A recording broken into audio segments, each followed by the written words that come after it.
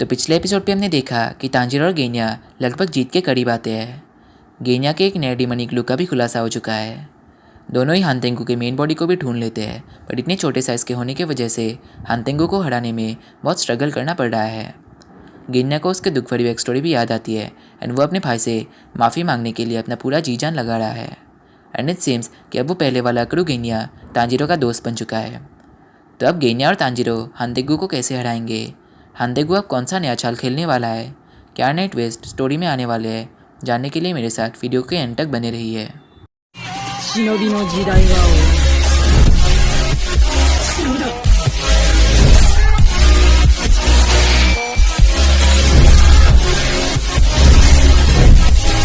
俺は今こういう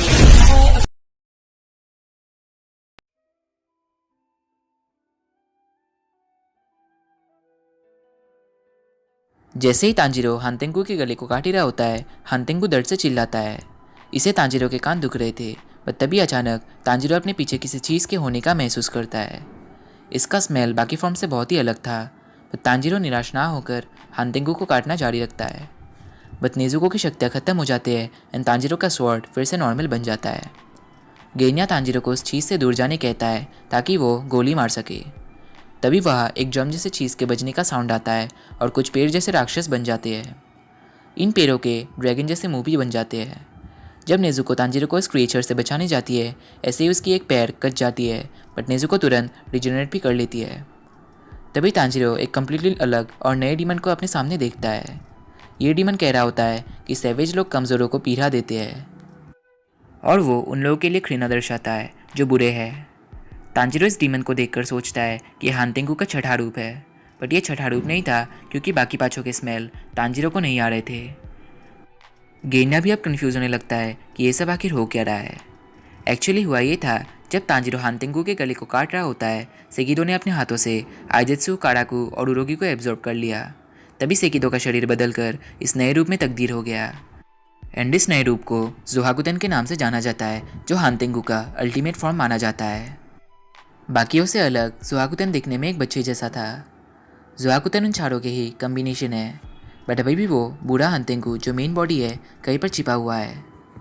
जब जोहाकुतेन अपने एक ड्रम को बजाता है, वो पेड़ जैसा क्रिएचर मेन हानतेंगू को सराउंड कर लेता है।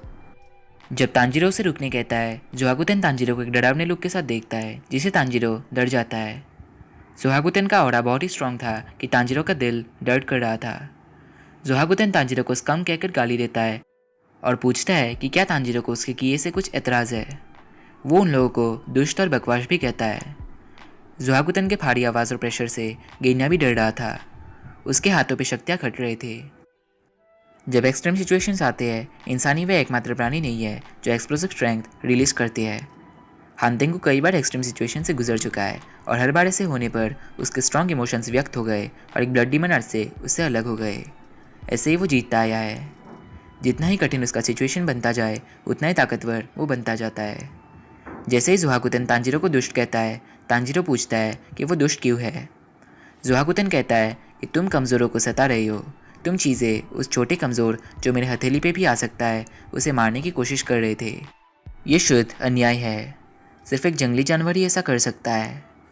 तांजीरो पूछता है कि छोटा कमज़ोर भला है कौन। वो कहता है तुम लोगों ने 100-200 लोगों को भी खाए हैं और शायद इससे भी ज़्यादा खाए होंगे। उन मासूमों ने तुम्हारा क्या बिगाड़ा था? क्या तुमने मनमाने ढंग से पेमेंट के तौर पर उनकी जान ले लिया? उन सभी लोगों को मारने और खाने के बाद शिकार खेलना बंद करो। तुम्हारा दिमाग खराब है, बिल्कुल माफ़ी लायक नहीं है। दुष्ट राक्षस, मैं यही तुम्हारे सर को काट दूंगा।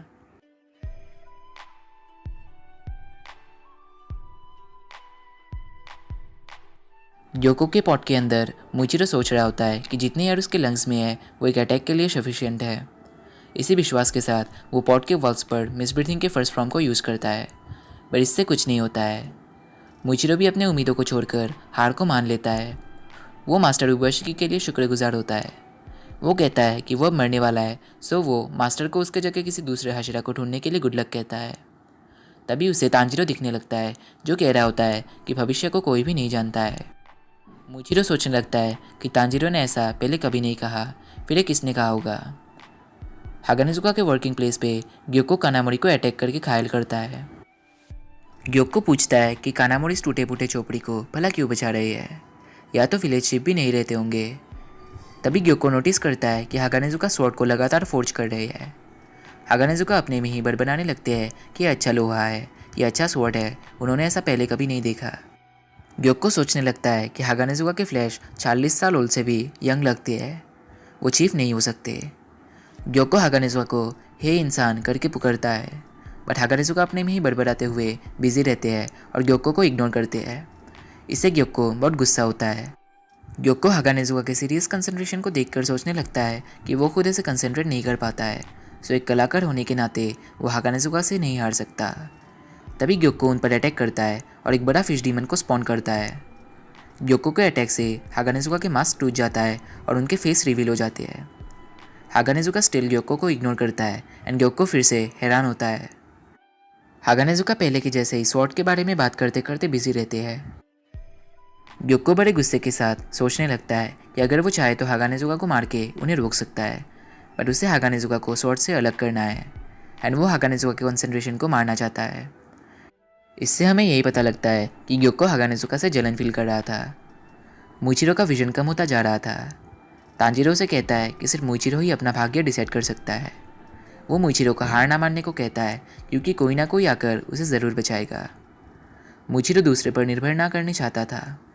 तांजीरो कहने लगता है कि आप इतना कुछ तभी कर सकते हैं जब आप अकेले हो, इसलिए लोगों को एक साथ काम करना चाहिए और एक दूसरों को सपोर्ट करना चाहिए।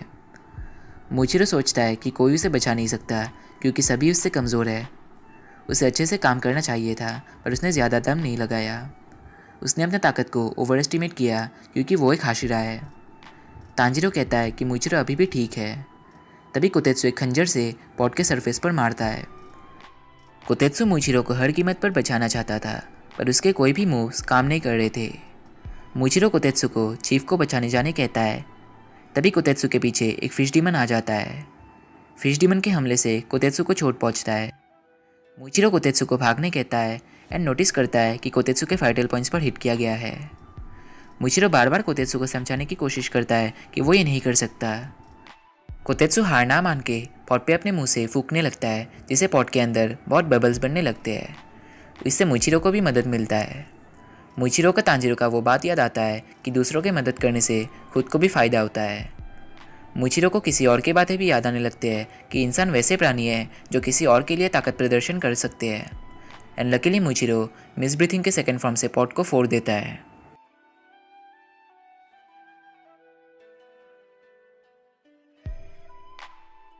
पॉट से निकलने के बाद मुइचिरो वॉमिट करने लगता है। वो याद करता है कि उसके डैड एक वुड कटर थे और वो उनके हेल्प करता था। मास्टर उबयोशी ने उससे एक बार कहा था कि वो चीज़ों को ज़्यादा स्ट्रिक्टली ना सोचे। जब वो खुद को पुनर्प्राप्त कर लेगा तो वो और ताकतवर बन पाएगा। मुइचिरो फिश डीमन को मारता है और बेहोश कोतेत्सु को जगाने को ट्राई करता है। मुइचिरो के लंग्स दर्द कर रहे थे क्योंकि वह ग्योको के पॉट के वो गंदा पानी चला गया है। घायल कोतेत्सु मुइचिरो को उसे छोड़कर हागानेजुका की मदद के लिए जाने कहता है और स्वॉर्ड की रक्षा करने कहता है।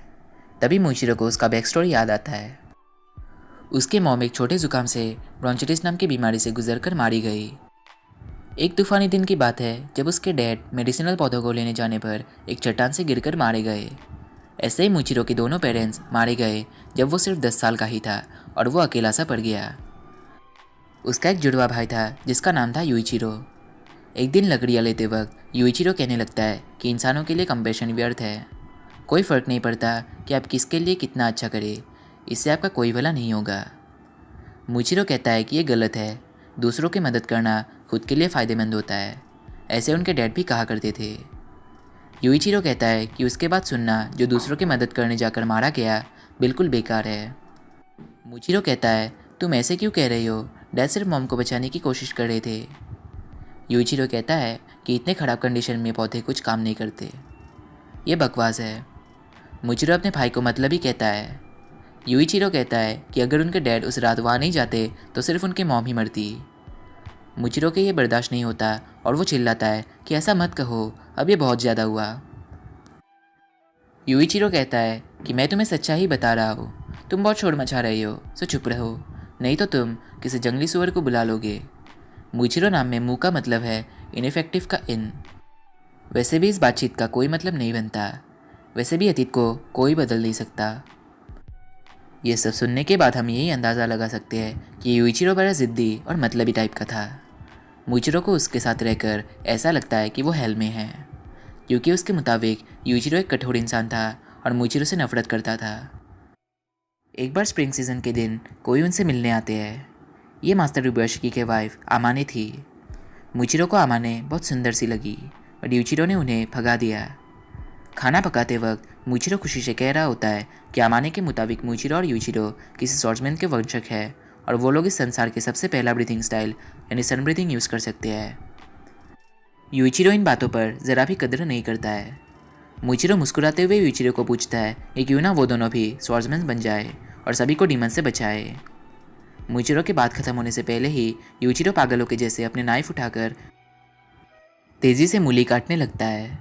वो बहुत रूडली मूचिरो पर चिल्लाने लगता है, क्या तुम्हें लगता है कि तुम कुछ कर भी सकते हो? क्या एक कमज़ोर दिल वाला जो ढंग से सब्जी तक नहीं काट सकता है एक स्वॉर्ड्समैन बन सकता है और लोगों को बचा सकता है?